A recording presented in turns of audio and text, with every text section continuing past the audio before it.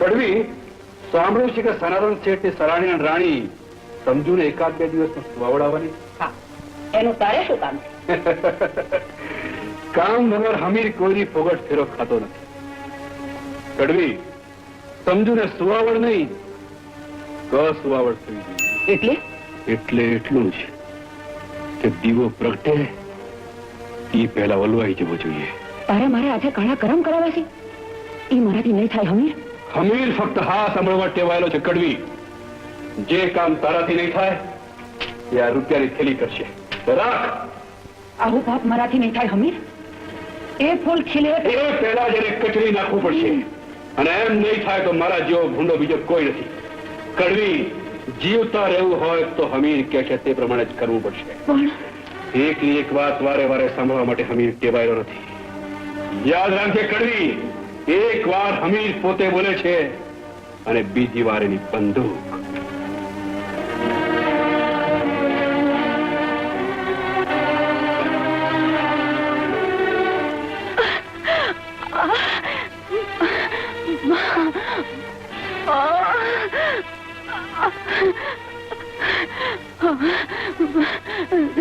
અરે હિમ્મત રાખ, હિમ્મત રાખ. શેઠ સનાતન નું નામ લઈને પડકારો કર. ભગવાન તને દીકરો દેશે.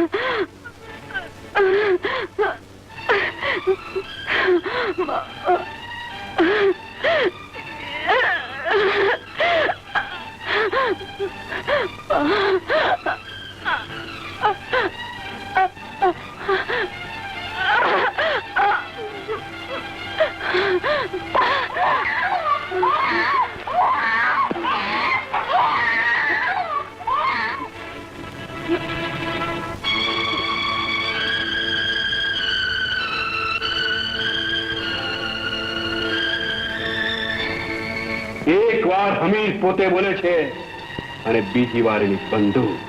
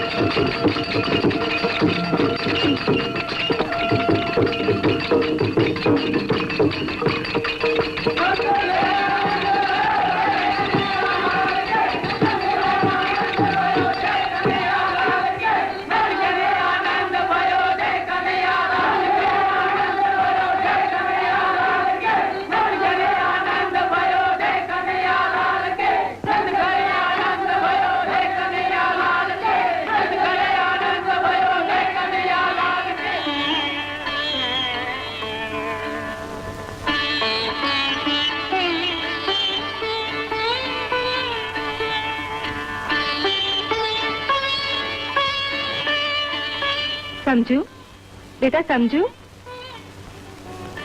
જો ગોકળ આઠમની અડધી રાતે દીકરો અવતર્યો છે. આનું નામ કનૈયો રાખજે.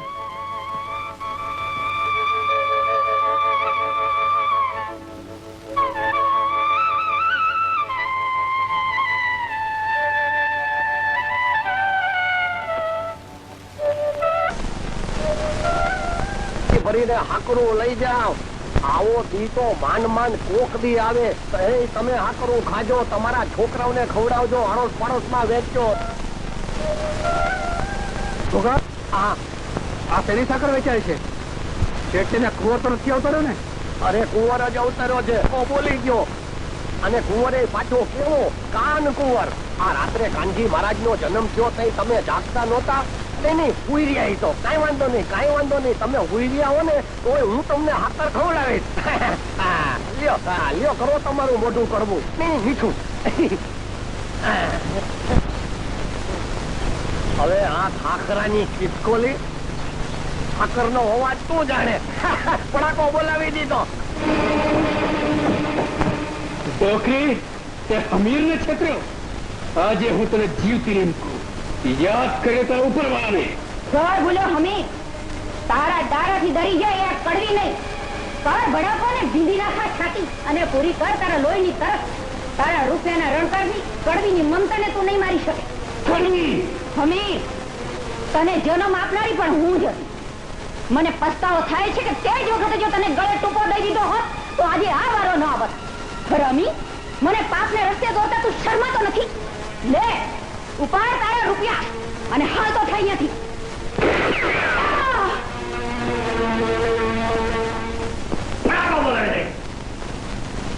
જમના જમના અરે જમના જલેબી ક્યાં છું ઘરમાં કોઈ નથી ખોપો પડી ગયો આ બહુ ગદબ ને ચંદી ક્યાં ગયા આપણા ફડાકા હતા આખા ઘરમાં ફડાકા બોલાવી દીધા જલેબી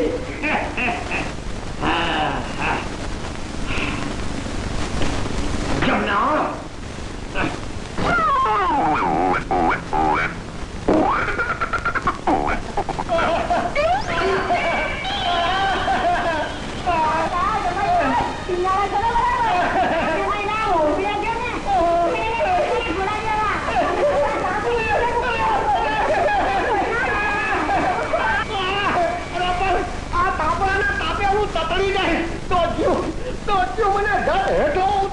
હું તમારી બજવીનો ફડાકો બોલાવી નાખીશ અરે તું શું કડાકો બોલાવતો હતો અરે કડાકો તો હું બોલાવી અરે પણ આ વળી ત્રીજી ડોશી કોણ છે એ આ મારી માં છે આ મારી માં છે અને આ મારી માં છે એક દીકરીને તીન ડોશિયા આથી એક એક થી ચડે એવી નહીં તો દેખાય છે આમાંથી એકેય ઉતરે એવી નથી પણ હું તમને એમ પૂછું કે આ તમારા કુટુંબમાં નકરી ડોશિયું જ છે કોઈ ડોહો નથી નમૂનાનો એક હતો ઈ પણ ગયા વર્ષે ગુજરી ગયો અરે ડોહા નો જીવે ભલા ડોહા ડૂકી જાય ડોશિયો તમે તો ડોહાનો દુકાળ પાડ્યો હવે તારે જીવવું હોય ને તો અમે કહીએ એમ કર હા ને નહીં કરે ને તો જોવા જેવું થાય હા અરે પણ એક વાર મને હેઠો ઉતરવા દો પછી એવો ફડાકો બોલાવું કે તમે ત્રણેય જણીઓ જોવા જેવી નો રહ્યો મારી જાજી હુયાણીએ તો હવે કરવાનું થયું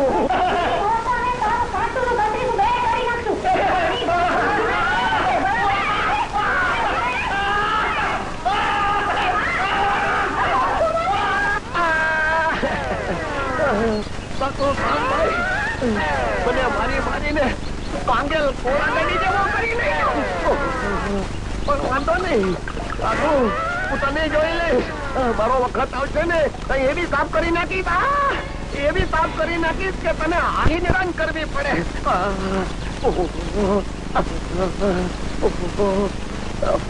સત્યાના ભાઈ સાધુ રામભાઈ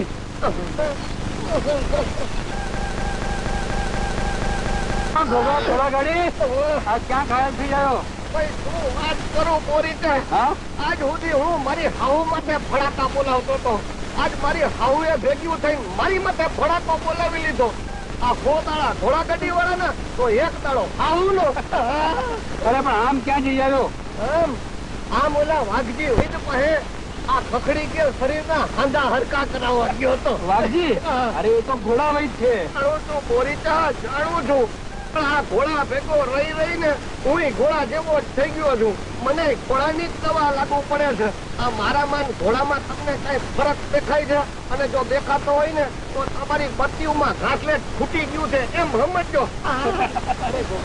મને તારામાં અને ઘોડામાં કઈ ફરક લાગતો નથી પણ આ બધું શું કેવી રીતે રામભાઈ બોરીચા મારી સાસુ રામભાઈ એના પ્રતાપે મારી આ ભૂંડી દીક્ષા થઈ તો સામભાઈ ને ઘરમાંથી કાઢી મૂક અરે ભાઈ એને કાઢી મૂકી તો એની માં પાનબાઈ ને લઈને આવી તો પાનભાઈ ને કાઢી મૂક અરે ભાઈ એને કાઢી મૂકી તો એની માં માનબાઈ ને લઈને આવી તે તો એ ઘડીએ ભેગી થઈ અને મને ભાંગેલ ઘોડા ગાડી જેવો કરી નાખ્યો 100 દાડા ઘોડા ગાડી વાળા ને તો એક દાડો સાસુ નો આવું એનો વિકાર ન કરતો હું શ્યામભાઈ ને મળી લઈશ અને એને સમજાવીશ એને બરાબર સમજાવજો રામભાઈ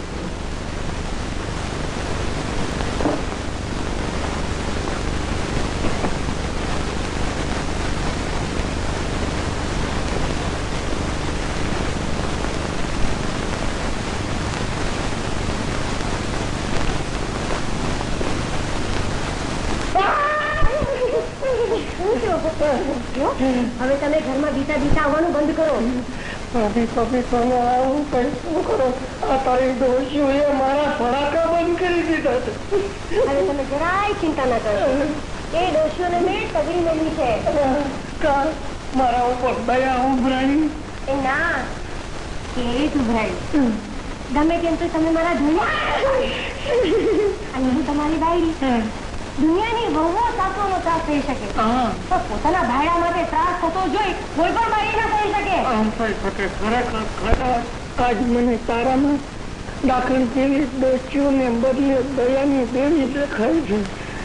બોલાવું ફડાકો? એ ના, આજથી આપણા જીવતરમાં ફડાકો નહીં.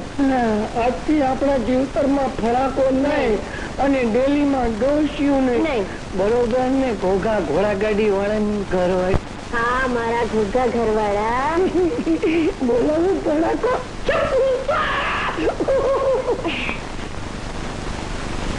ભાઈ આગોવાલ ભાઈ, ફડાકો બોલી જશે. આગોવાલ ભાઈ, આગોવાલ ફડાકો બોલી જશે.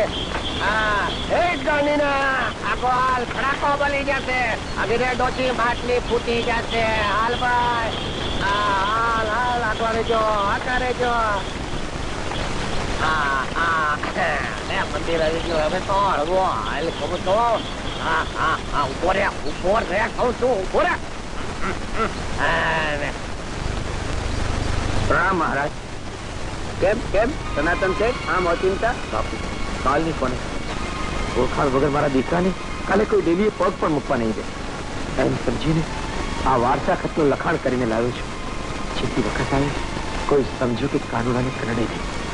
વાહ સનાતન છે. પ્રીત કરી પણ જાણી, નિભાવી પણ જાણી.